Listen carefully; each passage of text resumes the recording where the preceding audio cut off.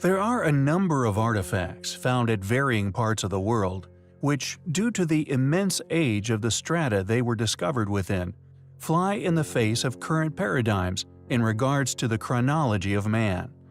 Iron pots, zinc vases, even imprints of ancient chariot wheels, found in numerous coal seams, and found by people in positions of responsibility, whom often testify not only in regards to their legitimacy, but are often accompanied by the lump of coal in which they were found, still possessing the intriguing imprint upon their surface, undeniably supporting the testimonies of these individuals, all but proving authenticity beyond doubt. Like that of the iron pot and its accompanying coal block, which was its tomb, carbon dating has indicated that the pot is an astonishing 300 million years old. However, as time goes on and coal mining, along with many other mining activities, becomes more rapid and advanced in nature, it is simply a matter of time before even more mysterious and unexplainable artifacts are also found. Unfortunately, due to the controversial nature of these artifacts, it is very likely that a number of them have either been shrugged off or actively destroyed before ever achieving widespread acclaim. However, fortunately, the next artifact of interest, just like that of the many others we have previously covered, can not only be seen as yet another smoking gun, indicating that there has been a number of advanced phases within human civilization, but yet again, this timeline could, in all possibility, date back an astonishing 300 million years. Although modern society has been taught that we are at the height of human accomplishments, many of these techniques we currently claim as our own accomplishments could have been achieved an unimaginably long time ago, far back within Earth's history. Dated to the same age as that of a number of other artifacts which we have covered in the past, a group of brass doorknobs were once abandoned, eventually finding their way into a coal seam, which has been dated as 300 million year old geology. Found still encased within this ancient strata, these astonishing artifacts are undeniably of an incredible age. Unfortunately, and rather predictably, not much has been done in regard to mainstream investigation into said artifacts, and their current location, if indeed still in existence, is unclear. Yet fortunately, before their disappearance, photographic evidence was taken, subsequently allowing us to add it to the volume of research and artifacts which not only support our posit of lost civilization, but place human activities an impressive 300 million years back into Earth's history. Who made these brass doorknobs? Could we really be a civilization hundreds of millions of years old? We find the evidence to suggest such highly compelling. In 1944, a 10-year-old boy by the name of Newton Anderson was playing in his basement, smashing lumps of coal with a mallet, when he made an amazing discovery. The coal that he was playing with had been mined very near to where he lived in Upshur County, West Virginia, and is largely accepted to be around 300 million years old. Imagine then Newton's and subsequently his parents' surprise when he presented to them this small bell, complete with strange winged figure and its possibly very ancient clapper, later found to be made of iron. Although there are many people who now insist that the dating of the coal must be incorrect, this little bell could also be a long-lost relic, lost within woodland, that over the eons becomes perfectly preserved within the eventual coal seam, lost by an advanced civilization which once inhabited Earth.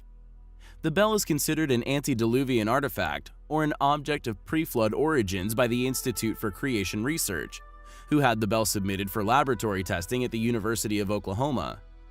Whilst there, a nuclear activation analysis revealed that the bell contained an unusual mix of metals, a mix of metals not uncommon to Earth but rather unusual for our current civilization to have decided to have manufactured it with, further supporting its authenticity as a very ancient relic. Later on in his life, Newton Anderson spent a great deal of time researching the figure atop the bell. He discovered similarities to the Babylonian southwest wind demon called Pazuzu. The demon typically is shown with a prominent headpiece like the bell figure. The Hindu deity, Garuda, is sometimes depicted on top of bells, as is the Egyptian Isis. The kneeling posture with hands clasped is also quite like Garuda representations, and because of this, some have argued that it must be an Indian Ganta bell. However, these similar and often confusing arguments over very similar deities could be seen as a consequence of cataclysm. Past civilization and the mythologies briefly retained, and all recorded at a time before such belief systems became too clouded with other outside influences. Another rare artifact is this strange handle, also found in coal and fortunately photographed before it vanished forever.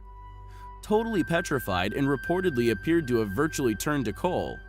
According to those who briefly investigated it, the handle appeared as well made as any modern handle. What do you think regarding these strange objects? Can coal form and objects petrify faster than we have ever witnessed? Or are these relics indeed millions of years old? Thanks for watching, guys, and until next time, take care. Lake Superior, the largest of the North American Great Lakes. It is also the largest freshwater lake in the world by surface area. Believed to have first been inhabited 10,000 years ago, after the retreat of the last ice age.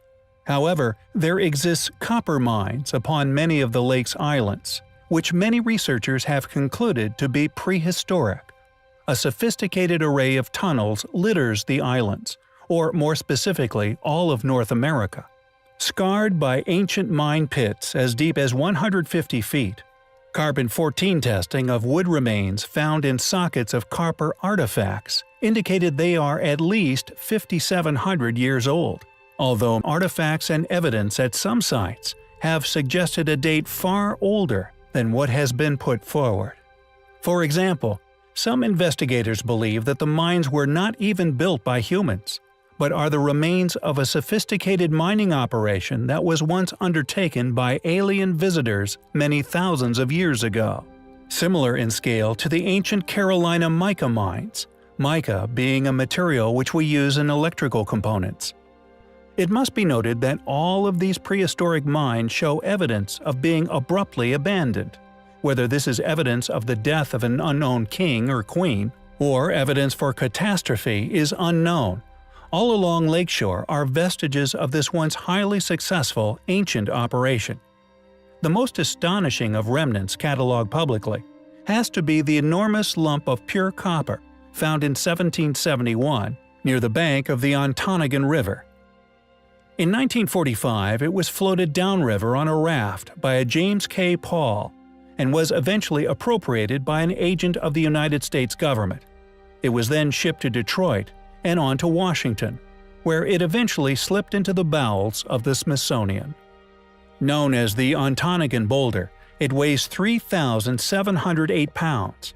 It was apparently well known to Native Americans. According to the Keweenaw Bay Indian community, the boulder was used by tribe members to make offerings to its manito, or spirit, to seek improvement in their health and well-being. Just how old is the Ontonagon Boulder, or indeed the mine from which it came?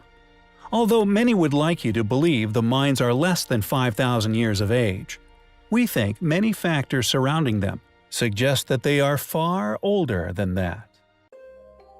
Dorchester, Massachusetts, USA, in 1852, at Meeting House Quarry, workers were using dynamite to break up the bedrock when an explosion threw an artifact into the light of day after spending many thousands of years under the earth.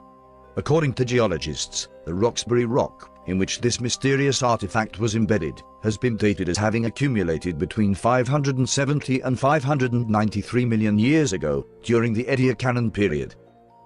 Imagine their surprise when workers spotted a metallic object amongst the debris of the explosion, still partially embedded in a chunk of rock, and now sheared into two pieces from the forces of the blast.